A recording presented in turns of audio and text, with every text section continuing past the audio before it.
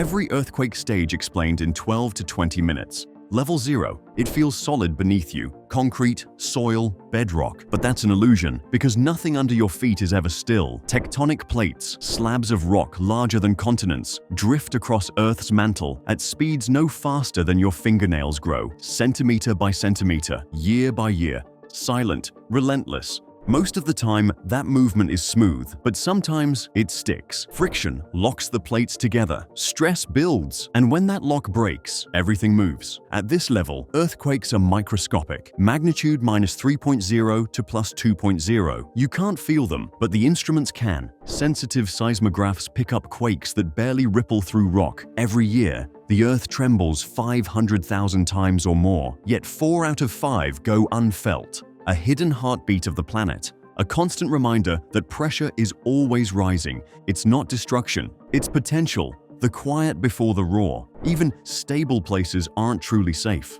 The 1811 to 1812 New Madrid earthquakes in Missouri, over 1,000 kilometers from the nearest plate boundary, reached magnitudes above 7.0. They rang church bells in Boston. They made the Mississippi River flow backward. Buried faults never die, they only sleep. This is level 0. Silent quakes, invisible strain. The Earth is loading the gun. Scientists use swarms of microquakes to map hidden faults. The places most people think are safe often hide the most dangerous surprises. Level 1. You're washing dishes. A glass hums, the counter buzzes. It's gone in a second. Was it a truck, a subway beneath the street, or something deeper? This is level 1. Magnitude 2.0 to 3.0. Harmless, but real. California records thousands of these each year. Most slip by unnoticed. But if you're close to the epicenter, you feel a soft ripple, like someone nudging your chair. No destruction, no panic, just a reminder. The ground is alive. For scientists, level 1 is gold. Each tremor reveals stress patterns. Seismographs feed the data into hazard maps. Over time, those maps predict where larger quakes might break. To you, it's a story to tell. I think I felt an earthquake once. To geologists, it's the first note of a deadly song. Logging even tiny tremors strengthens seismic hazard models. When you report a quake, you're helping improve disaster prediction. Level 2. The dog knows before you do. It growls. The floor shifts. Windows rattle. The chair beneath you slides half an inch. This is level 2. Magnitude 3.0 to 4.0. Noticeable, but still mild. In this range, shaking rarely causes structural damage. At worst, hairline cracks appear in old plaster. A ceiling tile might fall. Nerves jolt harder than the ground. But level 2 carries a secret. Seismic waves travel through rock faster than sound through air, which means you often hear the quake before you feel it. A low rolling growl, a sound with no source, a warning too late to escape. Level 2 reminds you of fragility, that a house built on stone can still tremble, that nothing, not walls, not roads, not steel, is fixed in place. If you hear a quake before you feel it, those seconds can save you. Drop under a desk or table before the wave arrives. Level 3. The cupboards slam. Dishes leap from shelves. The jolt hits like a shove in the chest. Instinct screams, "Get out! Get down!" This is level 3. Magnitude 4.0 to 5.0. Quakes at this level cross the threshold between harmless and hazardous. Windows break. Bricks tumble from chimneys. Small landslides loosen on unstable slopes. Buildings shudder. Not collapse, but bend. The 2019 Ridgecrest foreshock in California, a magnitude 4.0, rattled desert towns before the main quake struck days later. It was a warning disguised as a tremor. These quakes don't flatten cities, but they fracture nerves. And they hint at what's coming, because faults rarely release everything in one jolt. A level 3 might just be the first domino. Foreshocks are often small, but they matter. If you feel one, treat it as a drill. Larger quakes may follow hours, days, or weeks later. Level 4. The ground no longer jerks, it rolls. A wave rising underfoot. Buildings groan, bridges flex, power lines snap. This is level 4, magnitude 5.0 to 6.0, the first level where destruction begins. The 1987 Whittier Narrows earthquake in Los Angeles, magnitude 5.9, killed 8 people, injured hundreds, and collapsed freeways. Entire neighborhoods lost power. Fires broke out from ruptured gas mains. But shaking isn't the only killer here. There's liquefaction. Soil saturated with water loses all strength. The ground turns to sludge. Buildings sink. Roads buckle like waves. Whole districts slump into the earth. Japan, Mexico, and parts of California are especially vulnerable, not because of shaking, but because their cities sit on ancient riverbeds. Soft sediment amplifies motion. Shaking lasts longer. Damage multiplies. This is level 4, where quakes stop being curiosities and start being killers. Living on soft soil increases earthquake damage drastically. Know your ground type because geology decides survival. Level 5. Now the quake isn't local. It's urban. Magnitude 6.0 to 7.0. Whole cities sway, highways rip apart, bridges fracture, gas lines ignite, water mains burst. The 1989 Loma Prieta earthquake in San Francisco, magnitude 6.9, struck during the World Series. The Bay Bridge collapsed. A double-decker freeway pancaked, crushing cars and drivers. 63 people killed, 3,700 injured. $6 billion in damage, all from 15 seconds of shaking. At this level, the question isn't if something falls. It's what? Old buildings collapse first, then roads, then parts of cities. And yet, modern engineering can make the difference. In Japan, buildings sway like reeds, absorbing motion instead of resisting it. In Chile, strict seismic codes mean cities survive quakes that would level others. Nature decides the quake. We decide the outcome. Prepared infrastructure saves lives. Retrofitting even one bridge or hospital can turn a death toll of thousands into hundreds. Level 6. Now the quake is no longer a tremor. It's a catastrophe. Magnitude 7.0 to 7.9. The ground heaves like an ocean in storm. Neighborhoods collapse in seconds. Skyscrapers sway so far they threaten to topple. Dust clouds rise as buildings shatter. The city is paralyzed. The 2010 Haiti earthquake, magnitude 7.0, killed over 220,000 people, another 300,000 injured, 1.5 million left homeless. Entire districts of Port-au-Prince reduced to rubble, not because of size alone, but because of fragility. Buildings weren't reinforced. Concrete was brittle. Preparedness was absent. Compare it to Chile, which endured a magnitude 8.8 quake the same year with a fraction of the casualties. The difference wasn't geology, it was design. At level 6, survival depends not on where you are during the quake, but what was built around you before it struck. The strongest predictor of survival in major earthquakes isn't luck. It's whether your city enforces seismic building codes. Level 7, magnitude 8.0 to 8.5. Now, earthquakes don't just shatter cities, they shatter entire regions. The ground doesn't just rumble, it heaves. Hillsides split open, valleys buckle, rivers shift course, and coastlines sink into the sea. The 2008 Sichuan earthquake in China,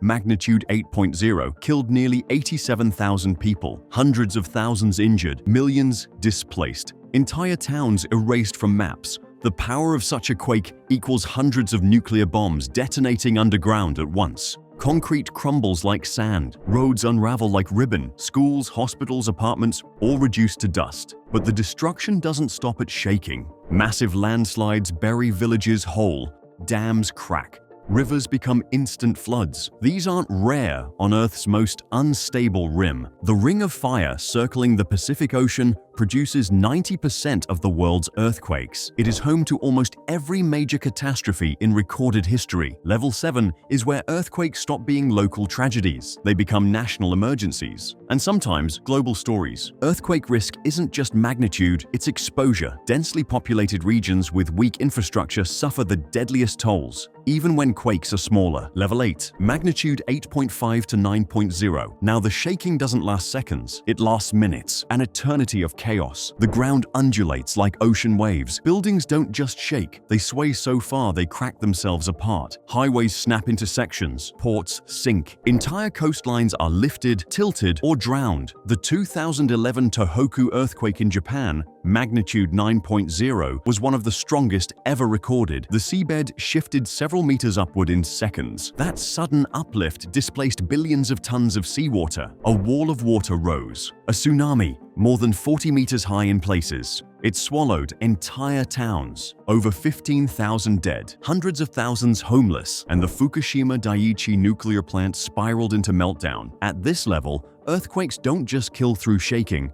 They weaponize the ocean. Tsunamis race outward at jetliner speeds, 800 kilometers per hour. Hours later, distant coasts are hit without warning. Today, tsunami warning systems rely on deep-sea sensors, pressure detectors on the ocean floor that sense sudden displacement. But they buy only minutes, not hours, not enough for cities hugging the shore. This is level 8, where the Earth doesn't just tremble, it resets the coastline. If you ever feel a strong quake near the ocean, don't wait for sirens. If the sea pulls back, run inland and uphill. That retreat is the tsunami's breath before the strike. Level 9, magnitude 9.0 to 9.5. Now we are at the limits of known human history. Quakes so rare they occur once every few centuries. But when they do, they change the world. The 1960 Valdivia earthquake in Chile remains the strongest ever recorded. Magnitude 9.5. An entire subduction zone ripped apart. Tsunamis launched across the Pacific. Waves hit Hawaii, Japan, the Philippines, and the US West Coast. More than 6,000 dead. Entire towns in southern Chile flattened. The energy released? An estimated 178 gigatons of TNT.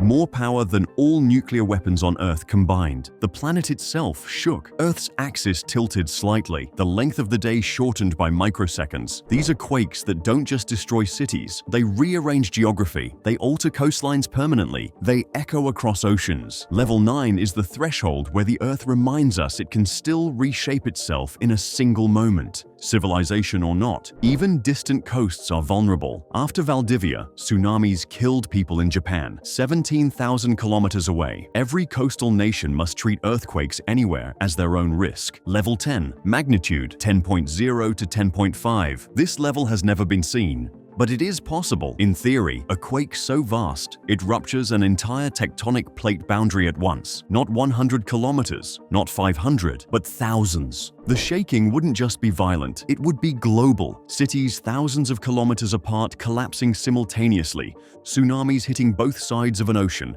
continents trembling in unison. Some scientists argue Earth's crust may not even sustain such a rupture. The rock may fracture before such magnitudes are reached. But the math says it could happen if a long enough fault broke all at once. The Cascadia subduction zone, the Sunda megathrust, and the Peru-Chile trench are among the only candidates. Locked faults stretching thousands of kilometers, capable of storing unimaginable pressure. If one of them broke from end to end, the quake wouldn't just devastate a region, it would cripple global civilization. Magnitude isn't linear. Each whole number increase releases 32 times more energy than the last. A magnitude 10 would unleash more than 1,000 times the power of a 9.0. Level 11, magnitude 11.0 and beyond. Beyond nature, beyond history, beyond what Earth itself may allow. The only way to reach this scale? An outside force, an asteroid impact, a planetary scale detonation, or perhaps someday, a human-made weapon capable of destabilizing crust on a global scale. Imagine a rupture thousands of kilometers long,